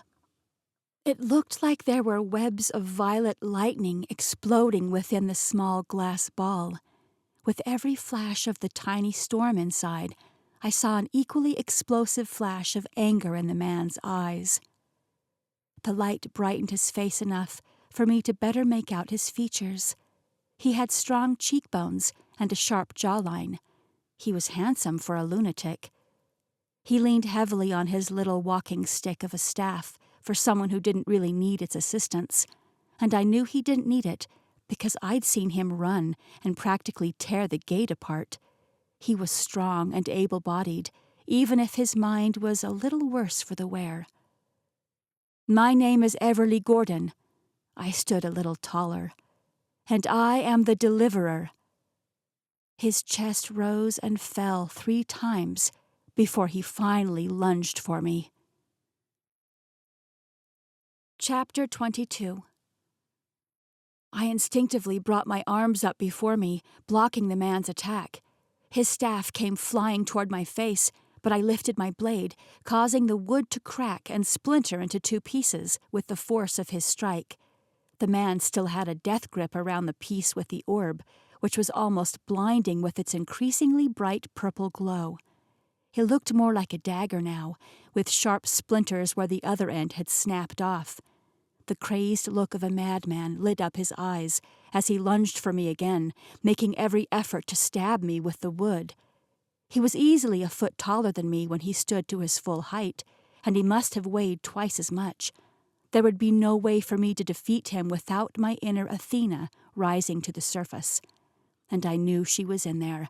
I could feel the white-hot power surging through my veins. But it was just out of reach somehow. I urged it into the blade, ready to slay the man with its might, but my power wouldn't budge. "Don't hurt him!" My mother's voice cut into my brain, my face twisting as I tried to process her words.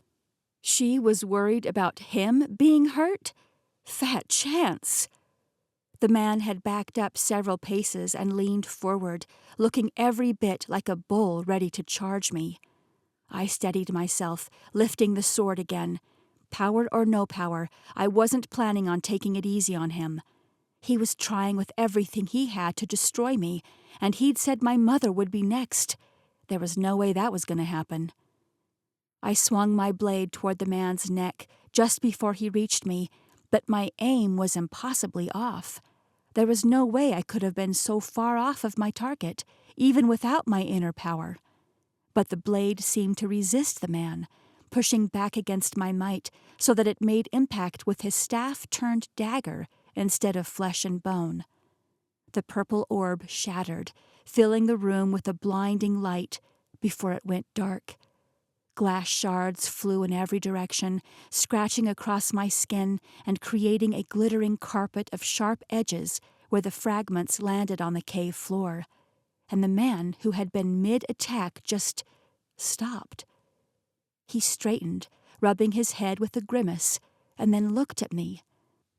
Confusion twisted his features before we both turned our attention to Russell and my mom, who were both very loudly vomiting uncontrollably outside the gates.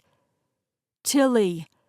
The man rushed over and gripped the gates again, but his anger was gone, replaced with a frantic kind of concern for my very sick mother. My grip loosened on the sword, certain that the man was no longer a threat. Of course, my sword seemed to have known it all along. My only guess was that his behavior had been linked to the glass orb atop his staff somehow. With it broken, he was a completely different man. That didn't mean I was ready to put my weapon away just yet, though. I dropped it to my side, adjusted my bag to the other shoulder, and cautiously joined him at the gate. He eyed me again as I stepped up to him, but there was no malice there. "Mom, are you okay?" I ignored the sharp intake of breath beside me as the man studied me more closely. I was more concerned with my mother and even Russell as they dry heaved outside. It seemed to be slowing, though, and after another minute, my mom stood, eyes wet and hair disheveled. At least she wasn't sick anymore. "I'm fine, sweetheart," she smiled. "Better than ever, actually. And you?" The question was for the man, not me. "Are you back with us, Callan?" The man still appeared thoroughly confused. He ran a hand through his tangled white hair, looking back and forth between my mother and me. "Is this your daughter?" Russell finally got the lock on the gate open again, and they entered the cave with us. My mom stepped right up to the man, biting her lower lip as she slowly nodded. Callan's eyes widened. "Is she—" My mother nodded again. Callan put a hand to his face, looking me over. She's beautiful. She looks just like you. I can't believe I almost hurt her. I can't believe I almost hurt you." Full of anguish, he turned back to my mother. A tear spilled over her lower lashes as she pulled the man into an embrace, resting her cheek on his shoulder. "It wasn't you." She stroked his hair as she consoled him. "It was the curse. You had no control over your actions." Understanding began to dawn on me, but I needed to hear it before I'd truly believe it. Callan, this man, was this my father? I turned to Russell, but he avoided eye contact, shifting uncomfortably on his feet. Unsurprising. He didn't strike me as the affectionate type. I, too, gave my mother and the man a moment to reconnect, before at last they pulled away and faced me. "Is the curse broken, then?" Callan asked Russell. The seer nodded, gesturing to the fragments of glass. "The curse was shattered with the orb. Tilly and I have forcefully emitted what remained from our systems, and we should be able to speak freely now." He glanced at his watch. "But I urge you to hurry. We're down to half an hour before the guards do a sweep of Block 33. Once they discover the women are missing, we'll have mere seconds before Olympus is shut down at the borders. He'll kill us all to prevent the information from spreading." "I'm sorry to interrupt." I stepped forward with my hand in the air. "But would anyone care to fill me in on what is going on here?" My mother smiled. "Everly, meet Prince Callan, lost heir to the Olympian throne. Your father." Chapter 23. My father, a prince, and an Olympian one at that. It was impossible. The different keeper races weren't able to bond without being killed. What made my mother and Callan any different? How had they survived the curse? The shock must have been evident on my face, because my mother tilted her head with a sad smile. "I know it's hard to believe, darling. The truth is, I don't understand how it was possible either, not until you told me that you were the one written about in the prophecy. But it makes sense now." "You'll have to explain it to me too, then. I'm almost as lost as she is." Callan sent an uncomfortable glance in my direction. He didn't know about me. He'd had no idea that he was a father. And though we were mere strangers, a broken piece of my heart was smoothed over with the knowledge that he hadn't deliberately chosen to leave me as an infant. He'd never had the chance to know me at all. "You'd best start at the beginning," Russell said with a frown. "But do be quick." My mother nodded. "It began about 20 years ago. I had just been promoted to work with Maxwell as a messenger for the leadership of Atlantis. It was an important role, and I took my work very seriously. It was my job to relay messages to Mount Olympus in Greece. It's the largest portal to the territory here, and since I couldn't teleport to Olympus itself, I would stop there and find a guard or an owl to carry our news the rest of the way. It was there that I met Callan. He was being trained up as a next heir to the Olympian throne. As his father's only living child, there was never any question for his future. He'd completed his studies and was beginning his rotations with the different Olympian specialties in the mountain, and I didn't realize it at the time, but I fell in love with him the moment I laid eyes on him. Callan's cheeks reddened slightly, the adoration in his eyes clear as he listened to my mother's story. We became fast friends during his time there, and we continued to communicate when he left the mountain for his next rotation. We sent messages back and forth from Olympus through the owls, and we would secretly arrange to meet up any time he was permitted to return to the Earth's surface. But one night, everything changed. "The Millennial Gala." Callan rubbed his chin, trying to hide a smirk. Now it was my mother's turn to blush. Russell grunted his disapproval, but my mother continued unfazed. "The ambrosia was flowing that night, and everyone was in high spirits, as keepers always are at the turn of a century. But this one was extra special. It was a new millennium. Callan and I snuck off away from the crowd, and months of pent-up chemistry were finally unleashed. We couldn't help ourselves, though we knew what would happen." "The curse?" I asked, trying to shake the image of my mother and this man unleashing their chemistry. Ew. "Yes, we knew the risk, and we were willing to take it. A lifetime without each other wouldn't have been worth living anyway." I knew how she felt. Hadn't I had the same thoughts with Tate? If Callan and my mother were soulmates, there was no way they would have been able to resist each other forever. The draw to one another was too strong. It was out of their control. But the curse never struck. She stared into the distance, lost in a memory. "It was something far worse than a curse," Callan added. "We were caught by my father." "No." My jaw dropped. "What did Barrius do?" "He called me," Russell said. "He was furious. You see, he has legions of seers to help prevent this kind of thing from happening, none more highly trained than myself." "You couldn't have prevented it," I said. "Not if they were destined to be together." "I know." Russell shook his head. "And I didn't try, because I knew the truth from the very beginning." We all turned to look at him, waiting with bated breath for him to elaborate. He paced silently, mouth twitching as he tried to find the right words to say. "Well, what is the truth?" Russell stopped. "There was a prophecy made thousands of years ago. The exact wording has been muddied as it's been passed down over the years, but all keepers knew the main point of it. Their time and power would come to an end at the hands of one called the Deliverer. The oracle who delivered the prophecy had given a bit more description of this deliverer, claiming the being was to be pieced together from all three races, Atlantean, Olympian, and Agarthian. But no one knew when or how this deliverer would come into power. The kings of the time were terrified at the prospect of losing their kingdoms. Their identities were wrapped up in their power.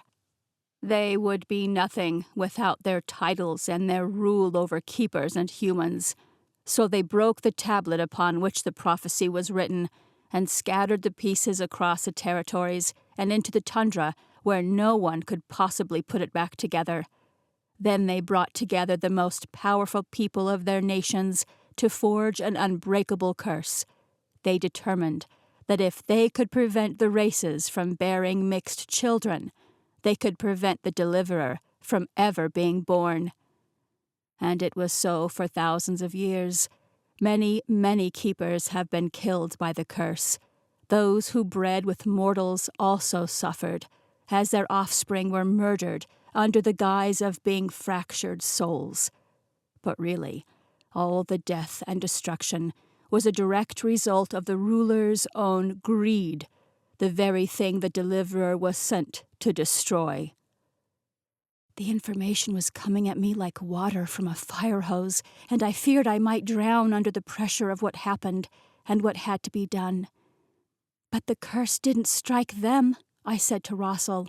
My mom and Callan survived. That's right, because it was their destiny to conceive you, the deliverer. Callan shook his head. I'm Olympian, and Tilly is Atlantean, but that's only two of the races. You said the deliverer was to be all three. A white braid of power, I whispered. My heart raced as the pieces all came together. Daughter of sea and sky. But I can't do it alone. I'm supposed to work with the one who ignites my heart, my soulmate, the Agarthian prince. Titus? My mother's eyes widened. Tate. I couldn't hide my smile as his name crossed my lips. He's the third strand of the braid, the one who completes me. And he is technically the king now, not a prince. Rosso glanced at my mother from the side of his eyes. I'll fill you in later. With his attention back on me, he finished his story. Anyway, I saw you in a vision, and I knew their illicit relationship was the beginning of the end for the keepers. I tried to warn the king, giving him the opportunity to right his kingdom before he faced your judgment. But he wasn't interested in that. He didn't know that the damage was already done, that the child was already conceived.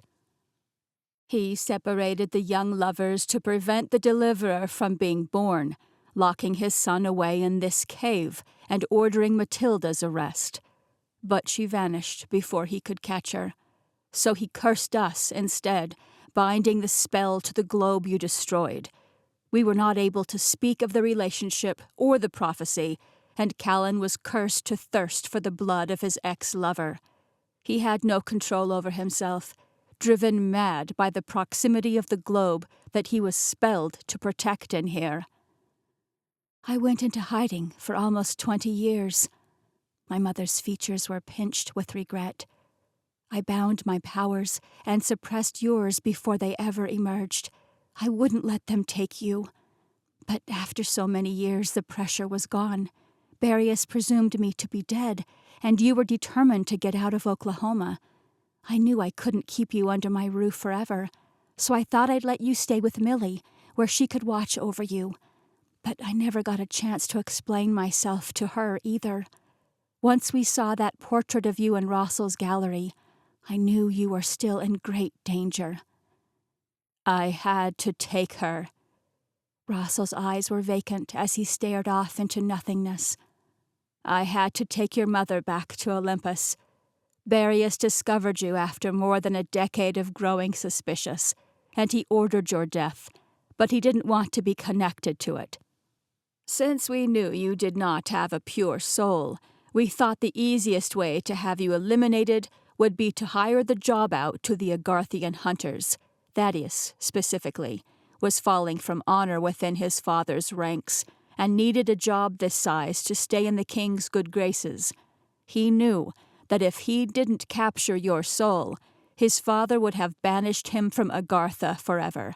He'd shamed the family by choosing a hunter's work over his royal education.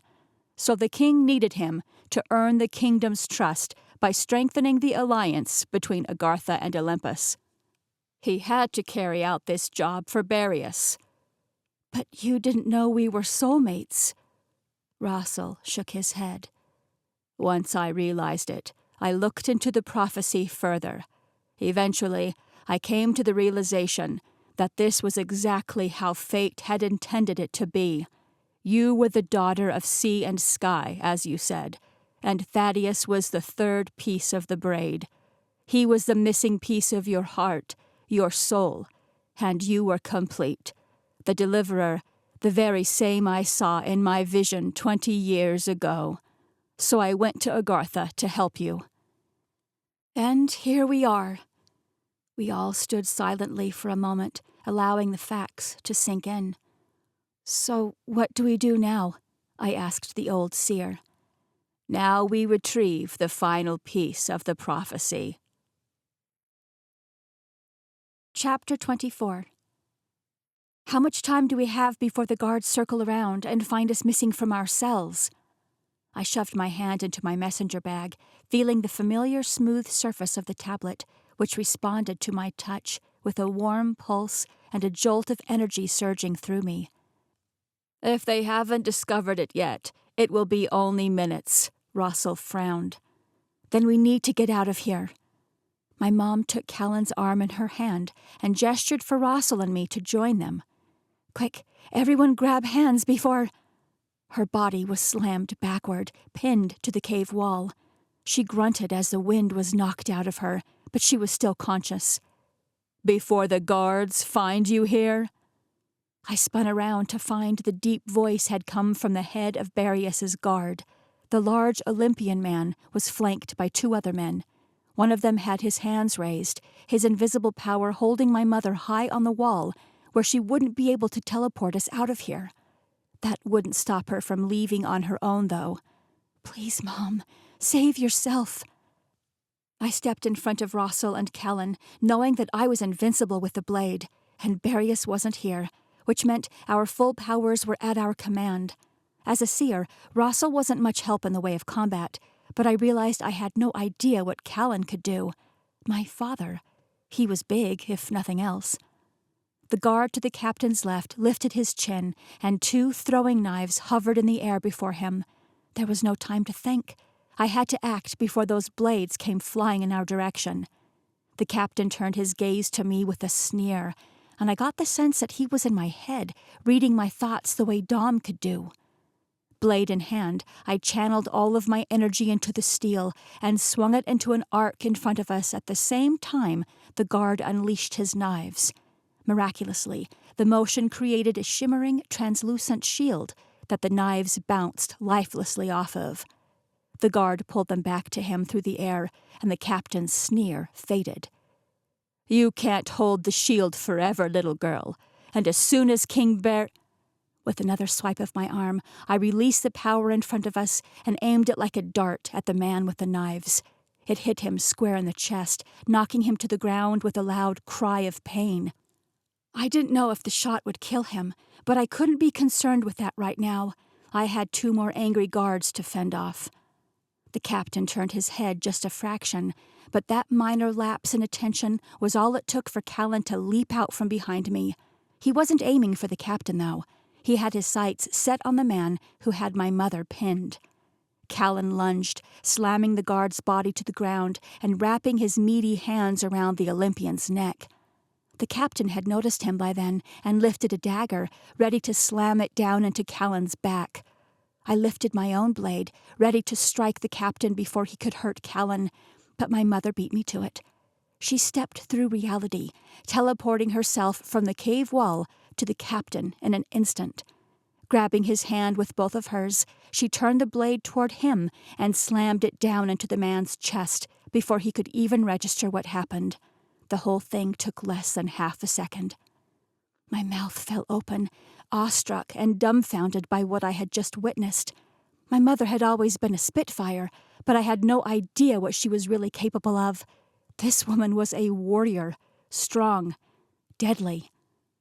"Let's go," she said, rubbing the captain's blood off of her hands and onto her grimy pants.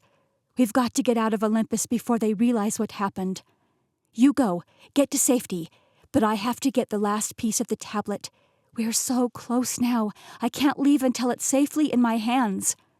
I'm not going without you." She turned to Russell. "Where's the tablet?" "I don't know. That's why we came for the prince." We all turned to face Callan. "You think I know where it is? My father hasn't spoken a word to me in 20 years. "That may be true," Russell said, "but in the training of your youth, they must have discussed the kingdom's secrets with you. Is there a vault or some other space reserved for royalty only?" Callan shook his head and paced back and forth 3 times. "Not that I recall, but if I know my father, he won't let it far from his sight, especially now that the deliverer is here. It wouldn't surprise me if he kept it on his person at all times." "He doesn't have it on him. I would have felt it calling to me," I said. "Then it's probably in his private study," Russell frowned, "which makes it virtually impossible to retrieve." "I'll get us in there." My mother extended her hands, but Russell shook his head again. "You can't. The king's study is directly off of his bedchamber. His rooms are all protected against messengers and any powers other than his own. I can't even drum up a vision in there." "Then we'll go by foot." I stepped over a fallen guard, moving for the cave entrance before anyone could object. To my surprise, no one argued against me. They all fell silently into line behind me. Outside the cave, Callan paused and took in a deep lungful of air. He looked up, lost in the stars, and I wondered how long it had been since he had been out in the open. What kind of a father would do this to his own son? How could Barius have locked him up and driven him mad, his future destroyed all for the sake of Barius's own power? He had to be stopped, and I was just the girl for the job. "We've got to keep moving." It pained me to pull Callan away from his first taste of freedom, but there was no time. He could enjoy this world he'd missed out on after I acquired the tablet. I continued the trek up the winding path back to the palace on the ridge, stopping just before we reached the top at the sight of an old friend. Al's wings were brightly illuminated in the moonlight. "You guys look rough." "Thanks," I muttered. I wasn't in the mood for Al's jabs. "But you're gonna look even worse if you don't wait here for a minute. There's a gaggle of guards up there. Give them time to pass around to the other side of the palace. I'll let you know when the coast is clear." "A gaggle? Really?" "Do you want me to count them for you?" I rolled my eyes and glanced over my shoulder to tell the others we needed to hold off. Russell already seemed to know. His eyes flicked from me to the owl and back again. "More guards?" I nodded. "He'll let us know when it's safe to continue." Then I turned back to Al. "Any word from the others?" "Tension is still growing in Agartha. Loverboy may have to go soon, but he's determined to wait until you're back. The others are just as impatiently waiting for your return." "Tell them we'll be back shortly. We'll be coming in hot with a tablet any time now, but they may want to start spreading the word soon, if they haven't already. Tell them to warn the nations. The deliverer is coming. We're on the brink of war, and only the pure of heart will survive it." "That sounds intense." "It is intense, Al." "All right. The guards are gone. Be safe, and I will return to help you as soon as I can." He fluttered up into the air. "Go get 'em, Tiger." We emerged topside on the ridge, the territory eerily silent in the mist below. The Olympian Acropolis towered over us, a harsh but beautiful old structure, white against the dark sky, and within it lay King Barius, breathing what I hoped would be some of his last breaths. Chapter 25. "You should wait here. I have the Fire Lake blade. He can't hurt me even if my powers are suppressed. But you—" My voice trailed off, unwilling to speak aloud what could happen to them if they were caught by Barrius. "We are definitely not waiting here." My mother stepped forward with that maternal look that I could never argue against. I may have been the deliverer, but my mom was scary when she meant business. Callan and Rossel stepped up too, and my heart warmed at this strange fellowship we'd formed. We were a bunch of oddballs, and I loved it. If the four of us could unite, there was hope for the world after all. "Okay," I took my mom's hand, "but promise me that if things get ugly in there, you will take these two and get yourselves out of here. You can't save me if the king captures you. You'll be better off joining up with the others on Earth for a concerted attack." "I promise," she said, "but I don't intend to let it get that far." We marched onward, tiptoeing around the giant columns that stood sentry on either side of the grand entrance. "There will be guards just inside the main doors," Rossel warned. "We should find another entry point." "We're already here," my mother said. "I'll take care of it." Then she was gone. 30 seconds later, she reappeared, slightly out of breath. "Clear." We cautiously swung open the main doors to find 2 guards knocked out on the floor. My mother didn't so much as pay them a second glance as she continued onward into the large foyer. It was then that I noticed we weren't alone. "Gayla!" I ran forward to my friend, who was chained to a chair in the center of the large space.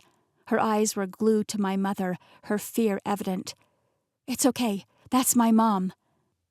"I know." Her already raspy voice had gone a few notes deeper. "I've seen her before." That was right. Gayla had seen her locked up in a vision long ago, but her somber expression now had me wondering if that was the only vision she'd seen. "Rossel, do you have a key to these locks? Let's get her out of here." "No." The color drained from Gayla's face, and I'd never seen her look so serious. "I'm not injured. My father thought public humiliation was the only way for me to atone for my mistake in joining forces with you. I'm a symbol for the rest of the Olympians, a reminder of what happens if we disobey the king. But they won't physically hurt me." "So what? We're not going to leave you here. It won't matter what the people think of their king soon enough anyway. The whole territory is going to come crashing down." My chest burned hot as I spoke the words. Athena was ready for war. "No." Her voice was firm. "Leave me here. I saw what would happen if I were to go with you. I can't." I looked at Rossel, but if he'd had a similar vision, he wasn't mentioning it. I believed her, though. "What happens, Gayla? How does this end?" She pinched her lips together for only a moment before shaking the memory of the vision from her mind. "It doesn't matter what I saw, because we're doing it differently. You all need to go. Get the tablet. I'll create a diversion and try to hold them off for as long as possible. But you need to hurry." "Is it in Barrius's study?" "It is, but the king is not in there. Not right now, anyway. He's visiting one of his mistresses." She shuddered. "Get in the shadows by the stairs. There's an alcove in the wall behind the tapestry that hangs there. Hide until I can get the guards out of the way." We did as she said. I held the tapestry away from the opening as the others filed in, and just before I swung it myself, Gayla's shrill scream pierced the air. I paused, turning to see what kind of trouble she faced, but she was still alone. She mouthed the word, "Go," then screamed again. I tucked myself into the nook at the same time heavy footsteps came bounding down the stairs. Gayla continued her shrieking until one of the guards' booming voices yelled at her to shut up. "Quit your screaming and tell us what happened." "Over here, Leo," a woman's shout echoed from farther away, near the front doors if I had to guess, where the other guards' bodies lay unconscious on the floor. "You better get to explaining, quick," the first guard growled at Gayla, and I gripped the hilt of my sword even tighter, ready to pounce if I needed to spring into action. More footsteps came toward us now, guards from across the palace grounds converging to see what all the screaming was about. "It was the Manticorians!" Gala's voice was shrill and full of terror. She really was an amazing actress. "There were 3 of them. They tried to break in, but saw the guards and ran down toward the city instead. You have to stop them, now. They're going to destroy Olympus." "Why didn't they hurt you, too?" "I'm not exactly a threat like this, am I, you buffoon?" The guard grunted, and Gala gasped as I heard skin smack against skin. The pressure continued to build in my chest, and I was seconds away from stopping time and eliminating every one of those arrogant Olympian guards. But the female guard was urging them to go investigate.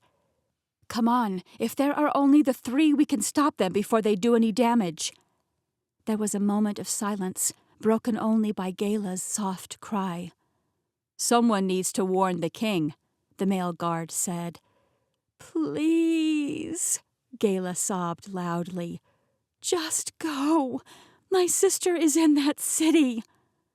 The guard huffed, then called out some orders to the others who had gathered. The footsteps thundered toward the door, and before long the room grew quiet again. Gala's cry stopped abruptly before her voice cut through, steady and strong. "Go, now." We didn't delay. I led the way up the stairs, where Russell took over at the front of our pack. He took us down a hall and up another flight of stairs until we reached the king's personal residence. Pausing for just a moment outside the rooms, the old seer looked as if he were sending a prayer up to the heavens before he finally twisted the handles and eased the heavy wooden doors open. The king's rooms were dark. It was quiet inside, and there was a chill in the air. I guessed he probably hadn't been here at all tonight, but that wasn't my concern. I only cared about one thing, and I could feel its presence the instant we stepped over the threshold. Ignoring the others, I moved deftly through the rooms, past the foyer, through a sitting room, and straight into the king's bedchamber. Power pulsed violently through my veins, increasing with every step I took. I scanned the small space until I located the door that concealed the tablet. A faint blue glow crept through the cracks around the edges of the door, and the rest of the prophecy in my bag physically compelled me to reunite it with its missing piece. Reconnecting the other 3 pieces had caused bright, almost violent events. A part of me worried that this final corner would create a catastrophic reaction. "Stay here," I turned back to Russell, Callan, and my mom. "The tablet won't hurt me. It can't. But I don't know what it might do to you. Plus, you can be my lookouts. If you hear Barrius coming, don't wait for me. Get yourselves out of here before he can zap your powers. I'll be fine, I promise." They exchanged unspoken words through the worry creases around their eyes, but eventually my mother agreed. "Be safe, darling. I love you. We'll see you in a minute." There was no confidence in her last statement, and I realized that they feared what could happen when the prophecy was pieced back together almost as much as I did. After all, they were keepers, perhaps the very keepers I was destined to destroy. I wanted to hang back for a moment longer and give them a proper goodbye. I couldn't come close to thanking them enough for the sacrifices they'd all made to get me here, but I wanted to try at least. Unfortunately, the tablet had other plans. As though I was under its ancient spell, my feet began moving, one in front of the other, until my hand gripped the cold metal knob of Barrius's study door. It was blinding.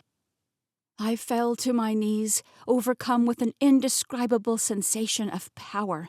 It felt like it cut through my skin, lightning dancing up and down my spine. My chin was jerked upward, and though I couldn't see anything, I heard it. An ancient tongue whispering to me in another language of hisses and slurs. The words were nonsense, but the meaning was clear. Obey. I didn't have time to consider what the command meant.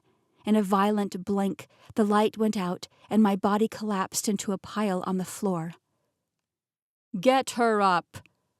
The bellow of King Barrius jerked me back into the present. My head lifted, not of my own accord, and I watched myself climb clumsily back to my feet like some kind of out-of-body experience. But I was still in my head. I just wasn't in control anymore. I wanted to yell. I wanted to grab my sword and fight, but I could do nothing. "Bring her here." My vision was still clouded from the earlier brightness of the tablet, but I saw the shape of two men against the far side of the room. One was large and commanding, Barius. The other was smaller, barely older than a child, and timid. Had they been there the whole time? I supposed I wouldn't have known it. I'd only seen the tablet, nothing else. I watched with horror as my feet moved toward them, the tablet still gripped in my hands. It was perfect, whole, smooth, and the writing etched into its surface glowed with an ancient power. The prophecy was complete, and I was delivering it straight into the hands of the King of Olympus. I was pretty sure that was not the original intention of my title, but alas, I could not stop. The heat in my chest had fizzled down to nothing, barely a pilot light flickering inside. He'd subdued my powers and somehow taken control of my actions. "Hand me the tablet." No, I wouldn't. Again I tried to yell, fanning the tiny flame that still flickered deep inside my chest. Where was my inner warrior when I needed her? And why had I set down the fire-like blade when I needed it the most? I realized then that Barius wasn't speaking to me. He was speaking to the small young man beside him. With a jerk of the boy's chin, my hands extended toward the king. I wasn't under the king's control. I was under the boy's. Barius reached for the prophecy, greed gleaming in his eye, and it brought me more than a little satisfaction to hear his cry of pain upon contact. "That's a good little tablet. Scald the hands of the big bad king." His lip curled, baring his teeth at me as he clenched his fists, fighting off the pain. "Get the manacles, boy." My muscles tensed, ready to run. I had to get out. I had to warn my mother and Russell and Callan. If I couldn't save myself, I could at least try to save them. But my feet were cemented to the floor, lips glued shut. The young man turned and wrestled with something on the shelf behind him, and there was a sadness in his eyes when he faced me again. He glanced down at my hands, still holding tight to the prophecy, and lifted his chin. I raised them toward him, and he easily shackled my wrists together. The metal was cold, and it tingled against my skin. "Don't panic," the boy said quietly. My muscles relaxed at his command. "I won't hurt you." Obey. The ancient tongue slithered through my mind again. But I didn't want to obey. Nothing about this was going according to plan. "The manacles are imbued with my power." A cruel grin spread across Barius's face. "You are nothing with them on. You have nothing, and you can do nothing, so don't even try. Tomorrow we'll come back for the blade, and your real training can begin. But for now, I need you to set the prophecy back on the table where you found it." I tried to give him the most stubborn look I was capable of. I would not obey this king. But he waved at the boy. "Go on, make her do it." My feet moved forward, and though my brain shouted for my hands to stop, they betrayed me by resting the tablet back on the round table in the center of the room, right next to my blade. I longed for them, and they for me. Even with Barius's magic-draining shackles, I could feel the draw between me and the ancient relics, but there was nothing I could do. "I knew from the moment I saw Russell's painting that you were a much larger threat than he gave you credit for. But I believe we can change fate. There is no need to destroy this magnificent world we've built. In fact, I think we can make it better. And now that you're mine, there is nothing I can't do. No man is greater than I am." Beria stepped in front of me, obstructing my full field of vision. My granddaughter, the deliverer. What a gift! Thank you for making me the most powerful man who has ever lived. Together, we'll rule the earth.